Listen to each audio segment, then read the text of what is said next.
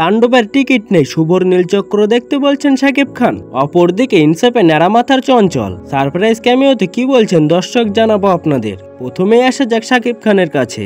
গতকাল রাতে হঠাৎ করেই ভক্তদের চমকে দেন শাকিব খান। নিজের সিনেমার বাইরে ঈদের আরেকটি সিনেমার পাশে দাঁড়ালেন এই তারকা। ভক্তদের সঙ্গে ভাগাভাগি করে নেন আরিফিন শুভর নীলচক্র সিনেমার পোস্টার। ফেসবুকে এমন পোস্ট করে ভক্ত ও সহকর্মীদের কাছ থেকে বাহবা পাচ্ছেন শাকিব খান তার ফেসবুক পোস্টে নীলচক্র সিনেমার পোস্টার ভাগাভাগি করে লিখেছেন, নীলচক্র টিমের জন্য শুভকামনা।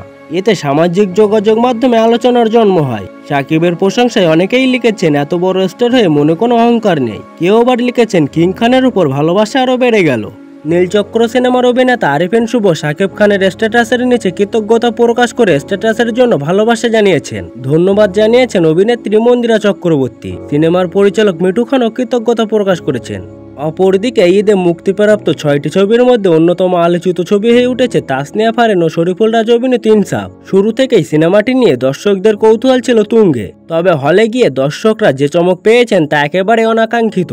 হঠাৎ করে পদ্মায় হাজির চঞ্চল চৌধুরী। ইনসাফের কাস্টিং তালিকায় ছিল না চঞ্চলের নাম, তাই সিনেমা দেখতে গিয়ে তাকে পদ্মায় দেখে বিস্ময়ে হতবাক হয়েছেন দর্শকেরা। জানা যাচ্ছে তিনি একটি রহস্যময় ক্যামিও চরিত্রে অভিনয় করেছেন। আর চমকের বড় কারণ ছিল তার লুক। একেবারে নাড়া মাথা, রক্তমাখা দা হাতে অথচ শান্তভাবে বাজাচ্ছেন ভায়োলিন। চঞ্চলের এই লুক ও উপস্থিতি যেন পুরো সিনেমার আবহাওয়াটাই পাল্টে দিয়েছেন বলে মনে করছেন ভক্তরা। তাদের ভাষায় ন্যাড়া মাথায় চঞ্চলের এই সারপ্রাইজ ক্যামিও সিনেমাটিকে এক অন্য মাত্রা দিয়েছে।